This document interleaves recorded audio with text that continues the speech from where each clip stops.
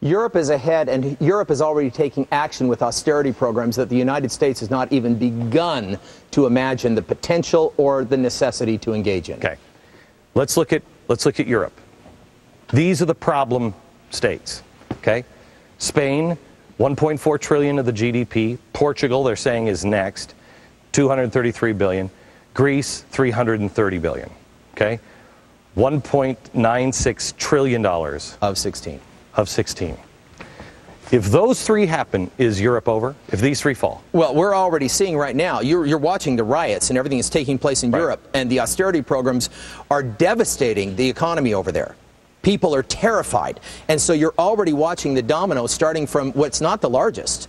If this one goes, which it's gone, and then this one, which is really the next one to go, even before Portugal, because of its size, that's devastating. It's devastating. Let's look at the United States. These are the top 4 states that are on the verge of collapse. New Jersey, $474 billion. Illinois, $633 billion. New York, $1.1 trillion. California, $1.8 trillion. That is out of $13 trillion.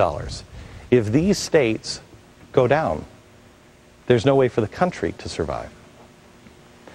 So you've got $4 trillion, Glenn, of 13. You've got just under 2 of 16. You see what's happening in Europe when they're only dealing with $2 trillion of 16. What could possibly happen in the United States if you're dealing with $4 trillion of 13? I think America is beginning to understand why me and you have lost a lot of sleep. In the last 2 years, I saw this coming, about 4 years ago, David? The first time we met.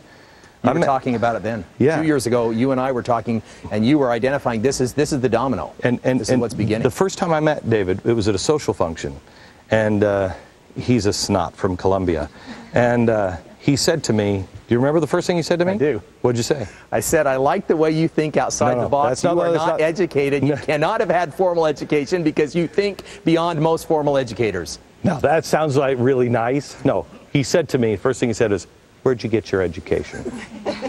And I said, I didn't have one. And I thought he was going to be a snot about it. And he said, I knew it. And I still thought he was going to be a snot.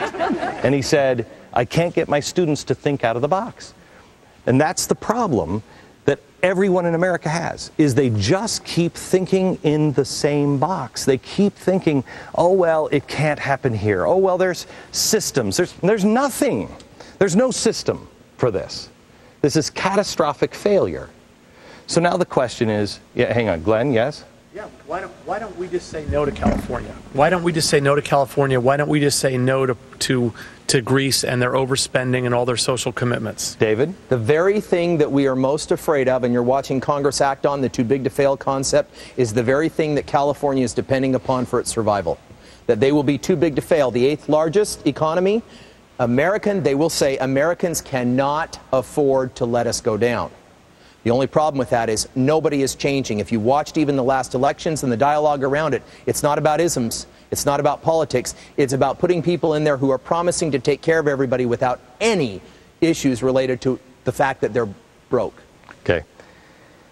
This is why I want to, this is why we're in Pittsburgh tonight. This is why we are trying to wake you up. We have a solution. In fact, was it Janet? Is it Janet? You're the one who's actually working on one of the solutions we talked beforehand, right? We'll get into that in a little bit. But there is a solution to this. It's just not a comfortable solution, but it's a realistic solution. Before we're going to take a break, and then we come back. And before we get to that, I want to go back to Europe for a second. Because what they're suggesting is a giant bailout. Forget about the United States. Let's just go back to Europe. What they're suggesting is a giant bailout. And it all comes down, really, correct me if I'm wrong, to one country in Europe. Do you know where I'm going? Germany. To Germany. We're going to spend a few minutes on that one next.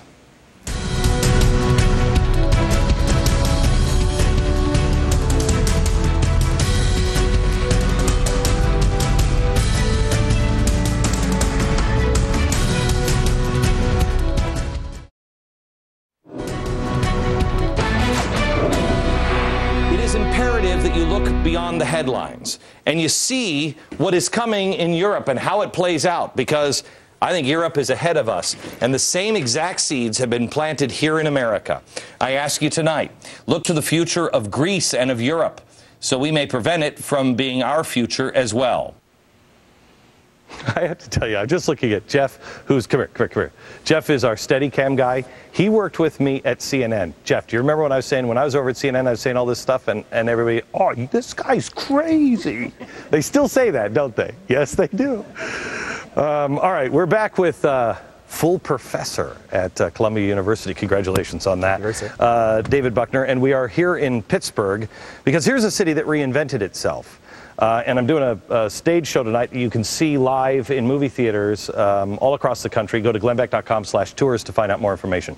We're talking about what's happening in Europe and how it is coming to the United States.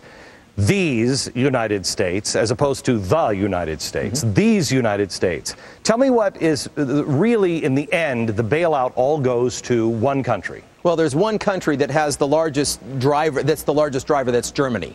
And Merkel, I mean, the entire government there is having to deal with the issue of internal forces, saying we are a state unto ourselves, and the external forces saying, no, no, no, these states, you have to be part of the game. And they're fighting those on both ends. Do we protect ourselves, or do we run the risk of cannibalizing ourselves to ensure the help of others, which really may not be ensured? Right. So Germany knows. I mean, David, is there anybody really in the dead of night that knows, you know, they might say one thing and during the day, but at night they know this, you can bail out all you want. It's over. They know that it's over, which is why they're enforcing austerity programs, which is why the riots are there. Right. They know the game is up, and they're trying to put 5% interest rates on loans they're going to give them, and they have to demonstrate austerity approach or efforts to get that 5%. So there's a quid pro quo on this. All right. So if Germany is the one in the end, that because they're the big industrial might, they're the what, Texas? They're the Texas. They're the Texas. They're the ones that are really chugging through. They're not doing, you know, France and, hey, you can retire when you're 17. They're actually working hard, and they're doing it.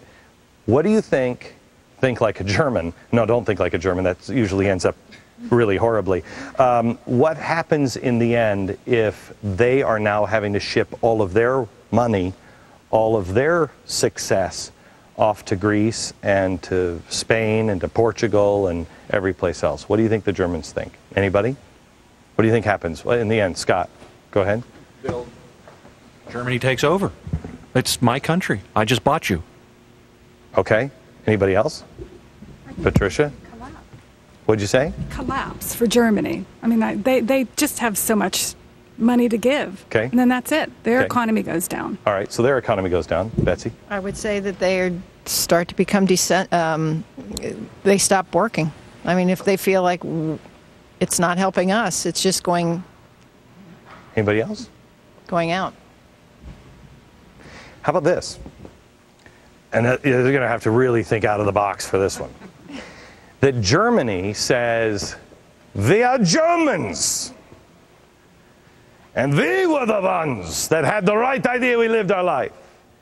And they start to do the exact opposite of what they're now being forced to do, join or die, and they get pissed off at the rest of Europe for forcing them to lose their lifestyle. And you start heading in towards nationalism again.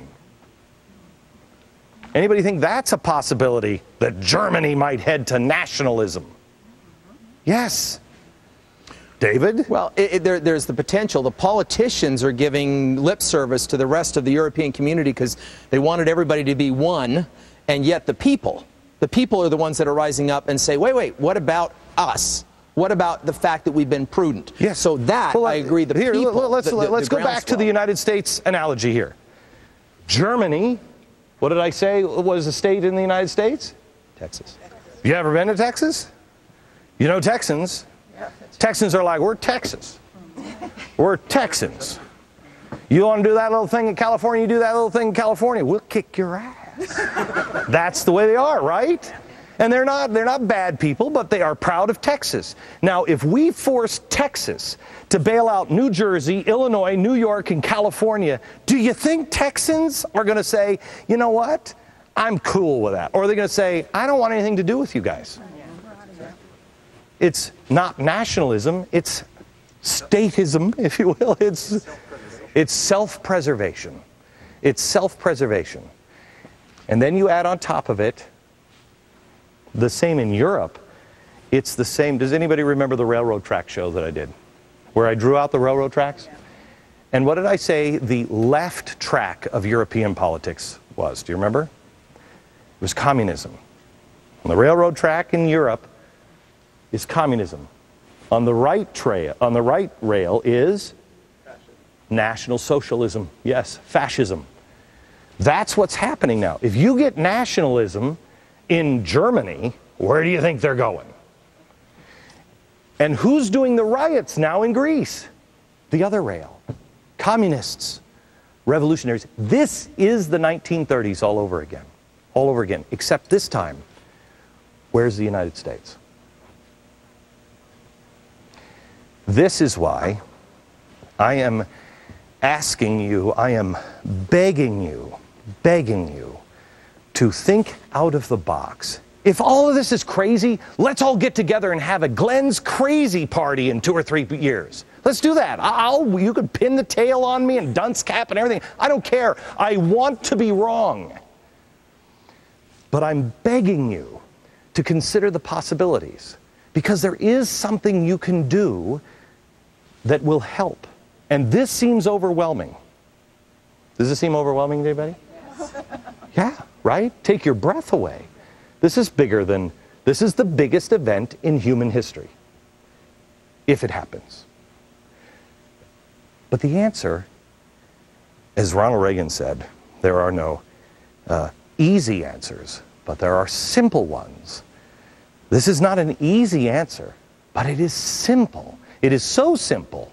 Just like this is so complex that everybody dismisses it, the answer is so simple that everyone will dismiss it. You must not. I'll share it with you next.